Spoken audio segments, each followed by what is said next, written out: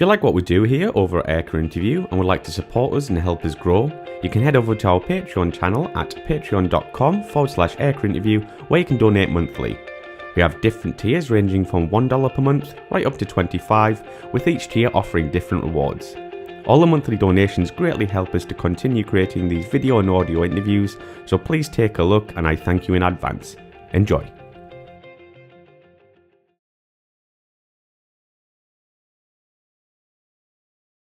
Okay, so Paul, when did you join the RAF? I joined it in 1980 under the apprenticeship scheme. I was apprentice trained as an engines and airframe technician at RAF Holt, 3-year apprenticeship.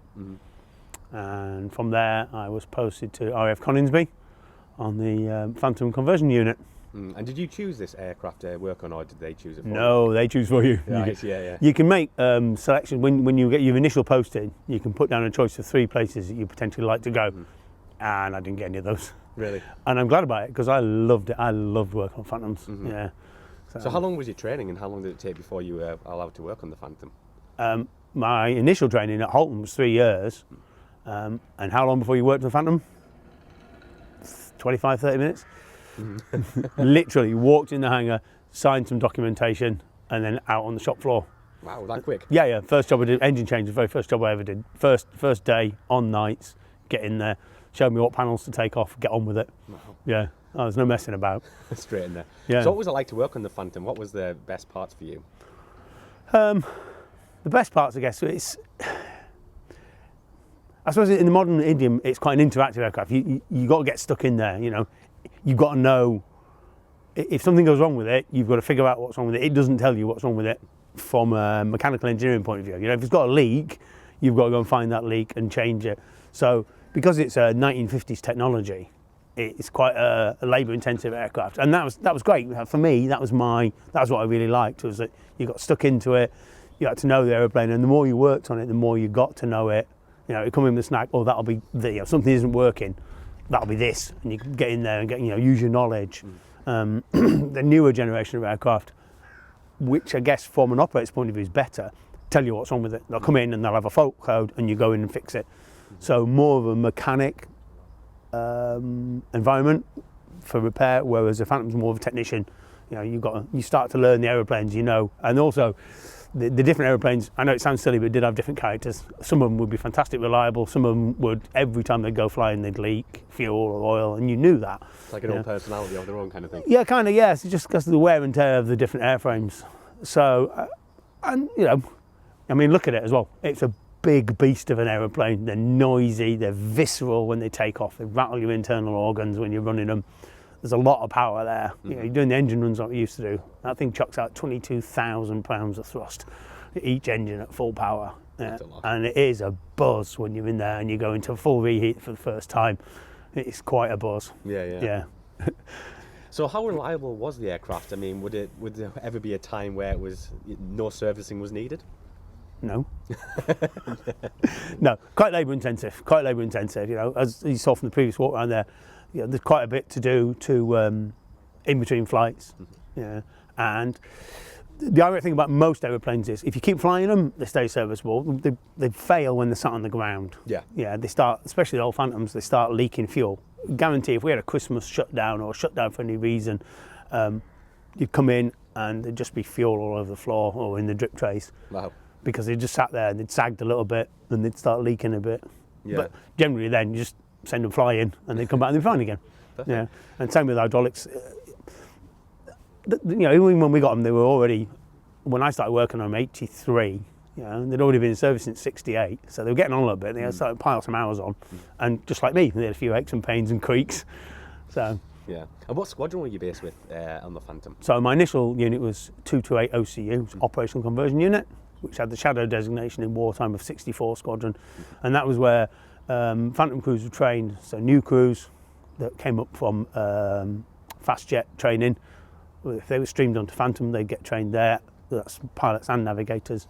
Crews returning to the Phantom from either a ground tour or a different aircraft, and various other training regimes within the conversion unit's remit. So that's what we did. Biggest of the Phantom squadrons were 22 aeroplanes from memory.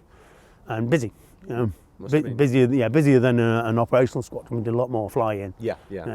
So how long did you spend on the Phantom, and what aircraft did you move on to after that? so I was on the conversion unit from 83 to 87, 88. And I then spent some time down at RF Brodie in Wales on Hawks, working down there for 6 months. I was just on loan because they were short-staffed, and I thought that was interesting, so I went and did it for 6 months. That was great fun, because the Hawk is the exact opposite of this. It's utterly reliable. It's in between an old sports car and a bicycle. Really? Yeah. The Hawk's fantastic reliable. You fly all day long, never go wrong, and tiny little things. But then I came back from there onto Treble One Squadron, back up in Scotland at Lucas, and then I was on Treble One right through until 1991. So I was on the squadron when we transitioned from F4 Phantom to the F3 Mark of the Tornado. So what was the difference, obviously coming from an older jet to a more modern aircraft like the Tornado? Was there a big engineering difference? Yeah, much more complex electronically aeroplane, and just different. They're designed to be serviced, which is a big difference. In so much as like with the Phantom, if you wanted to check nitrogen pressures or hydraulic levels, you've got to open a panel, shine a torch up inside, and look. On a Tornado, you have a line of gauges that are at skin level and visible from the outside. You just look at them and move on. Yeah. So it's designed to be much easier to service. Yeah. Plus, it had its own built-in test equipment and systems. And you open a big panel on the side, look inside, and there'll be a bunch of illuminated LEDs, and you make a note of those, and then check the codes, and it would tell you what was wrong. So if there were things wrong with the airplane, it would tell you. This wouldn't. Things would just stop working.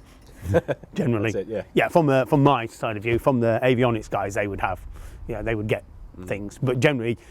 On this aeroplane, you're relying on the pilot and the navigator to tell you what's wrong, whereas the Tornado also tells you what's wrong. Quicker and easier to turn around as well, even though it was a more complex aeroplane. Yeah. So which one did you enjoy more working on more? Phantom all day long. Really? Yeah, just because you're more involved, you know. It's maybe if I'd spent longer on Tornado, I might have started to have a bit of affection for it, but you know. I guess for what it was designed for, it was a more capable aeroplane. Yeah. Who knows? Maybe maybe the love of the Tornado might have grown a bit. But when you look at today, I don't think you'll find as many people who would go misty-eyed about seeing a Tornado as they would about seeing a Phantom. I think you're right there. Yeah. So how long did you actually spend on the Tornadoes? I was on Tornado for about 18 months in total. And I spent most of my time teaching other people how to service them. Wow, okay. Yeah. So what did you do after that? Then I left the Air Force then, and I went to work for Shorts. Sorry, not for Shorts, for Air Work. Working on the Shorts Tucano down at RF Church Fenton. So now as a civilian, but working on military aircraft. And how did that work as a civilian working on military? Because that's just how it was. At that point, they were reducing the amount of manpower in the Air Force, trying to reduce the costs. So we looked after the training aircraft. Yeah. And that was a complete contrast to go from fast jets, complex fast jets, to a training aircraft, very, very simple training aircraft. Yeah. Very, very simple hydraulics and cable controls. Yeah. Went from there out to the Middle East, worked on Tucanos for Q80 Air Force, trying to get there, helping them to rebuild their Air Force after the war, because their aircraft had been stored for quite some years. So they needed a lot of remedial work to bring them back up. And came back from there and then spent best part 5-6 years, I guess, contract aviation and general engineering contract. Moved away from aviation because things like oil rigs and trains and ships pay better. Yeah. And with having gas turbine experience, people are quite happy to fly your club class out to the Middle East. Not bad, is it? Yeah, and pay you a lot of money per hour to go and fix an oil rig for them, because the oil rigs are all driven by jet engines, static jet engines. Okay. Yeah, driving big gearboxes. Yeah, and when they're talking $50,000 an hour profit. You're not going to turn that down, are you? Well, no. This is when the oil companies, if they're talking $50,000 an hour that they're making in profit, they want their kit fixed quickly, and they're prepared to pay for it. So that took me out of aviation, and then family. And I've had a bit of a gap, and now I'm getting back into engineering on the rails again now. Perfect. So overall, did you enjoy your time in the Royal Air Force? Oh God, yeah. I mean, you can't say I wish I hadn't left. Some days I think I should have stayed in, but having had contact with the Air Force since then, I don't think I'd enjoy it as it is now. Yeah, I think I've heard that before, yeah. But having said that, I know people who stayed in, people I work with who are still in. There's guys I was on Treble 1 Squadron with that are still in, and they enjoy it probably because I've been away and then come back in, and so it's a big step change from what I knew to what it is now. Whereas they've seen that as a gradual progression, and you get used to gradual progression more readily. But yeah, I mean, I loved my time in the Air Force. I really did. It was great fun. I left because it had changed from the Air Force that I joined. It really did. It was becoming much more health and safety and process orientated, rather than the let's get the aeroplanes back in the air and we'll turn a blind eye to what you're doing. Yeah. Air Force that I joined. Yeah. So, and I guess that is no bad thing, but it wasn't what I wanted. Yeah. So are you involved in any aviation projects at the moment? Okay. Yeah, I am, for my sins, the chairman of the British Phantom Aviation Group, and we played a substantial part in saving XV408 Black Mike. I wouldn't go so far as to say, I would go so far as to say without us it wouldn't have got saved. We dismantled that up in RF Lucas with no kit, very little experience. We had one guy who was in his 60s who'd taken a wing off before 30 years earlier, maybe 40 years earlier. So using his knowledge and experience, we took the engines out without any proper engine change kit. We had them built by one of our guys. We dismantled Black Mike, moved it down to Cosford, rebuilt it for the RAF 100, then took it apart again and sent it off to South Wales, where it currently resides. And we are this year, I can't say too much, but this year we're looking into some new projects, because our ultimate remit is to stop any more Phantoms from getting chopped up. Because, there are quite a lot of people saying, oh, there's none left. There are 13 or 14 complete airframes still kicking around of the Ks and Ms, yeah, so there are quite a lot about. Yeah. But there are some that are at risk, and our task, and we can't fail in, is to make sure that they don't get turned into, blocks of aluminium. Because we missed one a couple of years ago. One got chopped up because we couldn't get in there in time to save it. Yeah. So that's what we're doing for the rest of this year. That's in the next. Keep our eyes out for that. Yes, things to come for there. So hopefully this year we'll make some announcements. But obviously, as with all these things, you can't just go shouting your mouth off, because if it doesn't work, you get the naysayers. Oh, you said you were going to do this. Of course. Yeah, okay, well, and because we're dealing with different agencies and different individuals, we don't want to make commitments without checking with them first. So I'm not going to say we are going to do this, because the current owners of these airframes might say, really? You didn't tell us. Yeah. So where can we find you online, the British Phantom Aviation Group? Have you got social media pages? We do, yeah. So if you look up British Phantom Aviation Group on Facebook, we're there. There's also the XV408 Black Mike has got a Facebook page. And if you look up British Phantom Aviation Group web store, can't remember the exact address now, but you'll find we've got an online web store as well. We are building a website. However, my web guy has got too busy with his paying job now to be able to devote any time to that. So unfortunately he had to step away. So now I'm looking for somebody who's good at building websites, who can help me out there. Perfect. Well, Paul, thanks very much for being on the show. No problem at all. Thank you, folks. You're looking for just general state of the aircraft. Is there any damage? Has it hit anything? Is there anything leaking out of it? Walk around, check things. Underneath here, there's a probe. Should be free to turn. That one isn't. Completely seized. But that should be free to move. That's the angle of attack indicator. Probe. Make sure it's all intact. Check down here for corrosion and damage. Check the door, the aerial. Look at the general state of the leg. You're looking for leaks and damage. Check the tyres. These obviously would have to be changed if it was real, because they're completely worn out. You're looking for leaks, and the extension of this, which should be sort of 4 to 6 inches. If it's lower, then it needs depressurising. You can walk underneath. Look underneath here again, because it's full of hydraulics and pneumatics in here. So you're looking for evidence of leaks. The other thing you do underneath here, isn't one fitted, there's a G counter under here which records the amount of G that the aircraft's pulled in steps from -2 to +9, I think. and you'd record those details because that affects the fatigue life of the aircraft. Check the ballast missiles, make sure they're not loose, because they do come loose. Check the splitter, make sure there's been no damage, no birds or anything gone down the side. And again, looking for the general condition of the aircraft as you walk around. Look back, look down the side, again you're looking for leaks and damage, anything obvious. Make sure the panels aren't coming loose. Tanks haven't loosened off because they've got things called sway braces that hold them in place once they're on. Make sure they haven't vibrated free. Check the flaps are properly up and locked. Look at the condition of the leading edge. Walk around. Tip lights. Trailing edge. This area is susceptible to damage because this is all honeycomb. So especially when they're doing air combat manoeuvring, this outer wing is susceptible to damage. And you'll tap. Make sure it's not delaminated or starting to break up.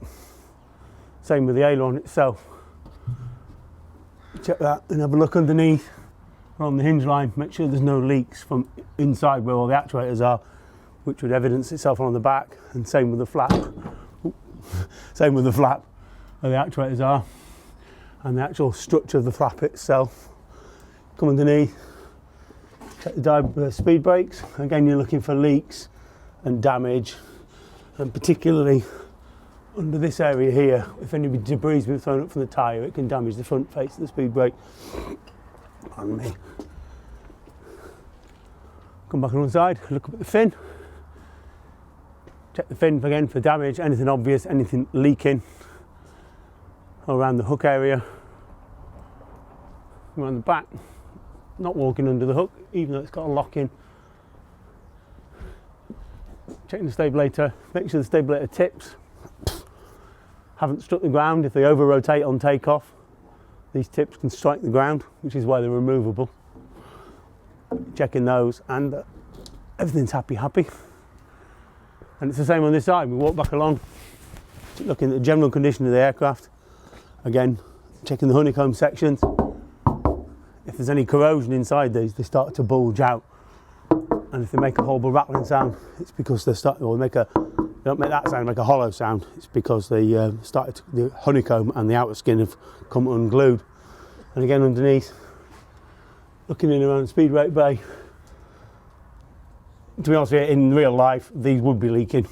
Because that's how you can tell when they need more hydraulic oil, because they stop leaking. And again, you look all around here, looking for evidence of fresh leaks. Old leaks are a dark, sticky red colour. Fresh leaks are a pale pink and drip.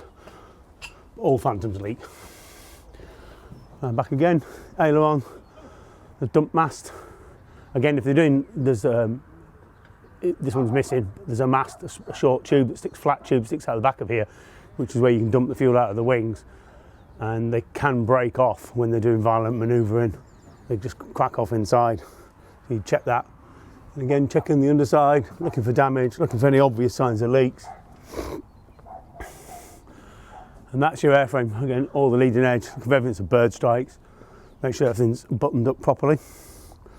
That's your external and upper surfaces. And then we'll go in underneath. Sorry. Coming underneath, looking at the condition of the tyre, make sure there's no cuts, looks properly inflated, and there's no leaks or anything obvious around the brake pack, whether it's obviously been hot and burning. Check the leg, you look for the extension of the leg, make sure it's again 4 to 6 inches roughly.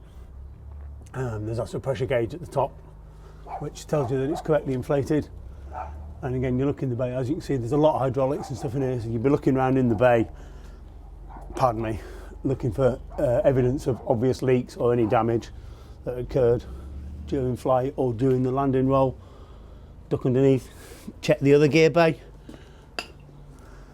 and while you're under here, have a look under the centre wing for any evidence of fresh fuel leaks, because it's fuel tank from wing fold to the centre, and then centre back out to the wing fold is a big fuel tank all the way across. That's the main strength of the wing. They do leak, but it's just, are they leaking more than normal?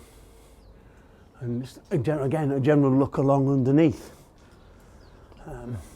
One thing you do have to check, I don't have a torch, is, okay, drop this panel here, if it'll come down. It's been a display aircraft, we may not be able to get it.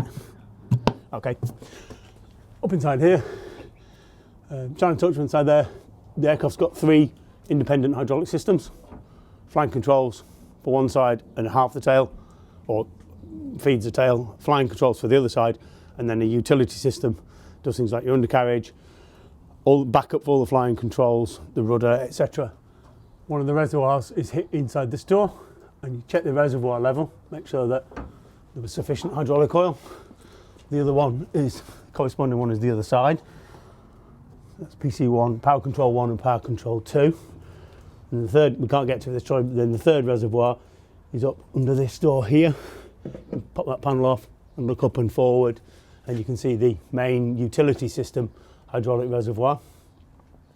Also, while you're under here, there are pressure gauges, so you can check your emergency blow-down pressures. So the flaps and undercarriage in an emergency situation can be blown down by nitrogen pressure rather than hydraulics if you lose your hydraulics. And the gauges for those under there, it's another thing to check during the turnaround servicing. What we have here, ow! Right. Yeah. Now I was a bit wider than the gap. This is a liquid oxygen converter pot. It carries 10 litres of liquid oxygen. This one's empty. And that lives up in this door up here. The gauge in the cockpit, it's dropped below predetermined amount. Then change that. This looks to be painted up. So drop this door, take out the old one, put the new one in, button the door up. It's got a supply and return connector and 2 electrical connectors so that the pilot knows how much he's got on board. Ow. And you connect it, go up and check that it was gauging okay, and then come back down and close the door. I was going to do it to demonstrate it, but the door's all painted up. Oh.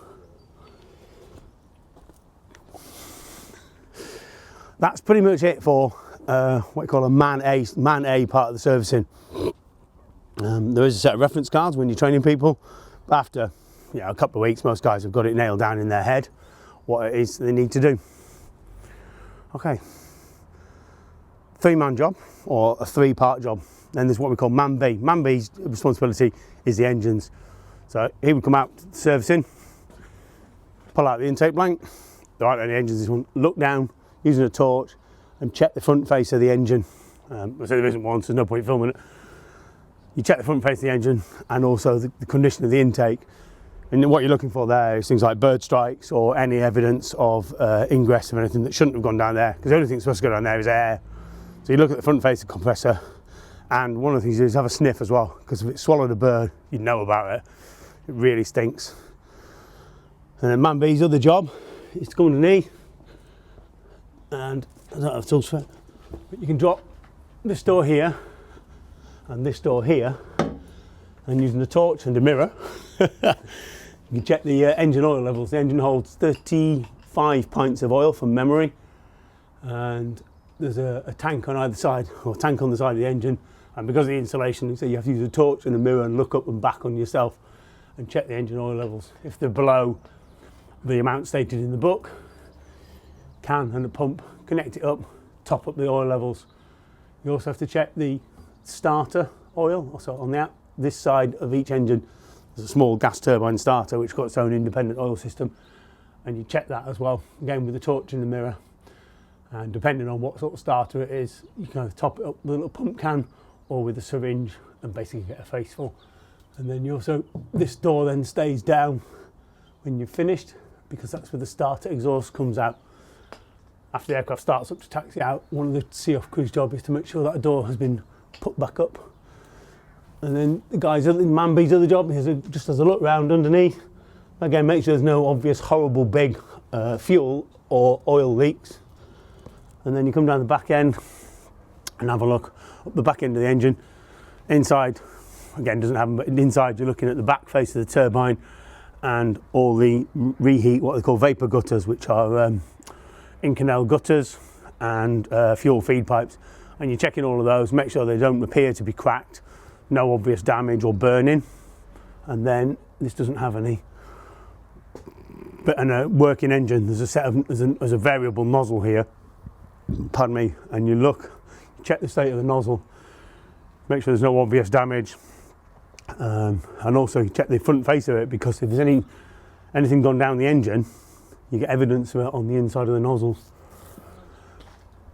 Check over the back end. Again, you're looking for any obvious, because the bleed air comes out around here, you're looking for any obvious signs of leaks or any excess heat inside the engine bay would be evidenced along there. Can you tell us a bit about the hook? Because apparently it's quite dangerous. Yeah, okay. It'll kill you. The hook weighs, from memory, about 400 pounds. It'll free fall to probably about here, and then the damper takes over and drops it to the ground. But if it drops, it will kill you. You notice that even though I know there's a lock in it, I've been avoiding it. You walk under that end, but I didn't get anywhere near the back end, and always avoid them. It's just one of those habits you get across. You'll sometimes see photographs of them parked on the line with the hook down and on the floor. And what you usually find that situation is that the aircraft's landed away from base, doesn't have a hook lock. So if you don't have the hook lock, which is that red squared off horseshoe item that fits in around the mechanism, and there's a safety pin goes through it, because for this to deploy, when you select it in the cockpit, this yoke, the V-shaped yoke, moves backwards, which unlatches the hook and then it drops. The horseshoe mechanism stops that V-shaped yoke from moving backwards. If you've landed away and don't have that ground lock, the safest thing to do is just to leave the hook on the floor, because once it's down, it's down. It's not going to fall on anybody.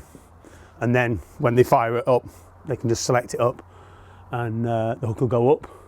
And it's one of your see-off checks is to make sure the hook actually works. So when we see the aircraft to fly, one of the things to do is they drop the hook and then raise it again, and you watch it and it goes back up and then just drops about an inch, and that way you know it's gone up, and then it's depressurized and dropped back onto the latch.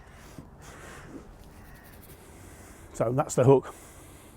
Massive and dangerous, big hook, because the aircraft was designed to fly off carriers and they didn't bother changing it.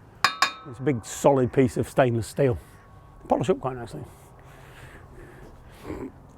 What's quite funny is I moved on to tornadoes.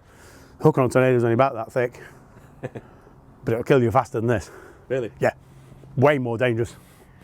So that's the second guise or second task of the servicing, because you can do it all yourself. And then the third part of it is to do the cockpit.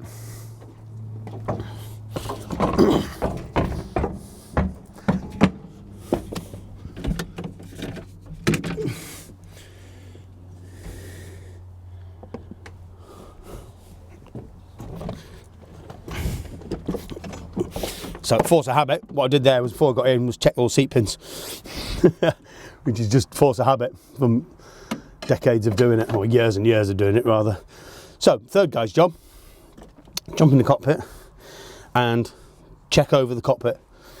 What you're looking for is basically the evidence that all the instruments are okay, everything's reading what it should be. So it's shut down, so everything should pretty much be on zero or settled. You'd have power on, so everything would be up on zero. Is everything where it should be? Does it look right? You check the lights, you check the liquid oxygen container, and basically you're just looking around. There's an emergency lighting down here, so this is the centralised warning panel. This thing that tells the pilot if any of the systems in the aircraft are not operating as they should be, so if a failure occurs. And yeah, I can't for the life remember where the test button is, but there you go. You can test those. You're looking for the emergency brake pressure. Make sure it's got emergency brake pressure. Again, which is charged from downstairs. So you test that. There's two master cautions which are missing. And again, looking over all the instruments, looking around, make sure everything's where it should be, that all the switch settings are correct. You check all the switch settings before you put power on as well, because what you don't want to find is that something's been selected to, say, eject, and you put power on and the outside stalls go off. And you look it all over, make sure all the switches are correct, make sure all the lighting works, and then clean the screens. And then there's the armours as well. The armours will check over the seat, tidy the seat up, make sure everything's good. There's an emergency oxygen bottle on the seat if they eject above a certain height, and they stay with the seat and breathe from the seat until they reach down to breathable air. Check the levels of that. the armours will check over the seat, make sure the straps and everything are okay, all good, and then tidy the seat up and get it all laid out ready for the next incumbent. The other job is to check and clean canopy. So make sure you're looking for scratches, make sure the mirrors are all good.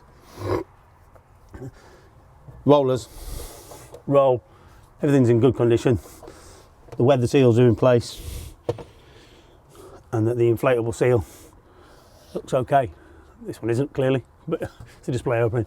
You check the inflatable seal. You can't inflate it, but you make sure it weren't like this one has got cracks in it. So if you saw that in an operational aircraft, that would have to be changed.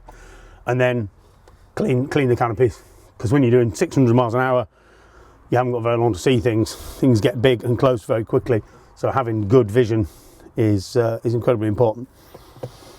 It's pretty much the same in the back. A matter of checking that everything looks okay. There's no broken gauges. There's nothing obviously wrong. There's nothing on the floor of the cockpit the pilot's dropped or lost. The canopies and screens are clear. And also got in the back, you've got the main circuit breaker board, and you check the circuit breaker board, make sure none of those were tripped. And there's a small warning panel in the back as well to test. This aircraft is fitted a thing called a telescopic sight. You just give that a clean as well. You give that a clean and a clean on the inside, because you pick up a lot of dirt. That gives a 10 times magnification for the navigator, which allows them to do visual idents from further away. While you're up here, have a look over the top surface as well. Again, just looking for damage and anything obvious, anything missing. Like I say, they do leak in service. So what you're looking for is fresh leaks, which are runny and pale pink. From memory, that's pretty much it for a turnaround servicing. So the aircraft's been flying, comes back in, and that's what you check over to make sure it's ready to go flying next. The final thing to do is, when fuel turns up, is to refuel the aircraft. And refuel it generally. You can do it without, but generally refuel with power on, because it's safer. On the far side, just under the intake, there's a small panel with like a letter E on it. That's where the ground power connects. And this is where your refuel hose goes in. So you have ground power on, aircraft will be earthed, valves will be earthed, the two will be earthed together. Connect at the fuel hose and pump in the amount of fuel you need. You can select where it goes. There's a switch panel in the right hand gear bay, and you can switch off some of the tanks if you don't want them to fuel. Pardon me. This aircraft currently is what we call Charlie fit. That's just the two 370 gallon tanks on the wings. There's Alpha fit, which is non-water at all. Bravo fit, which is a 600 gallon centerline tank. So the aircraft is plus a 600 gallon centerline tank. Charlie fit, which is the two 370 gallons, and then Delta fit, which is all three external tanks, and that's what they'd use for extended patrols, or if they're flying away down to the Falklands, or travelling out to Cyprus or something like that. The other thing you can fit on a centerline, of course, is a gun. Was that often fitted? A gun. In Germany, they'd carry the 2 or 4, however many were loaded up Battleflight aircraft would carry a gun, because their combat range is quite short there. They're not that far from the internal German border.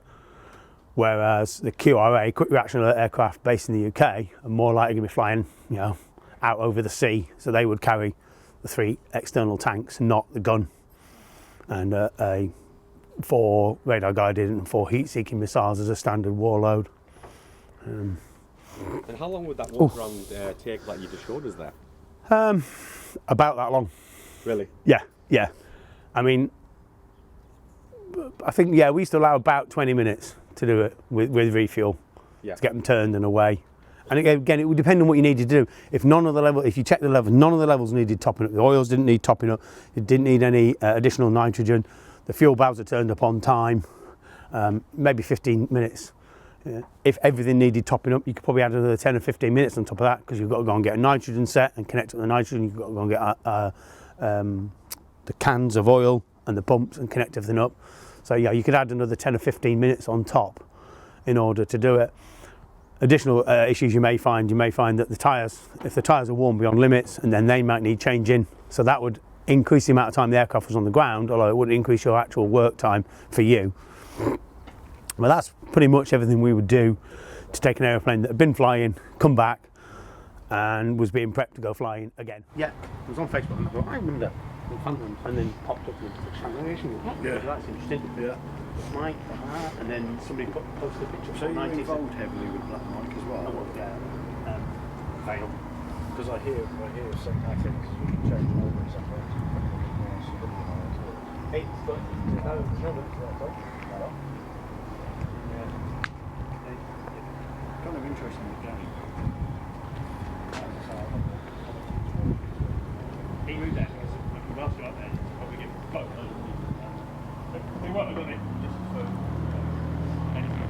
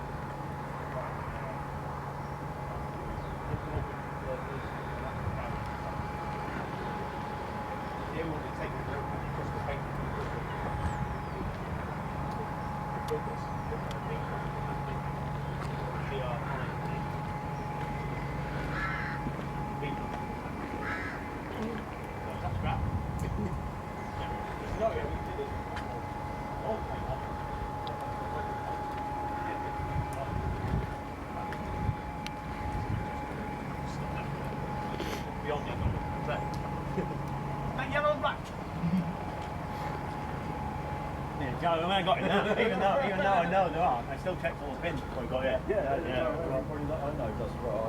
Have a look on here, there were no pins, so have a look and see if all look like a When who was it? When Lungs came down with Mark Billy, Mark jumped in the front. Because there was no seat at the back at the time.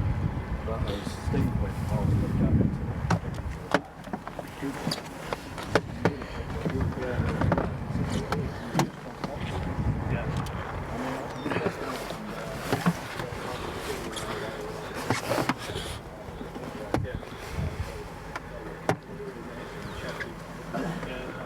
fancy it, don't it?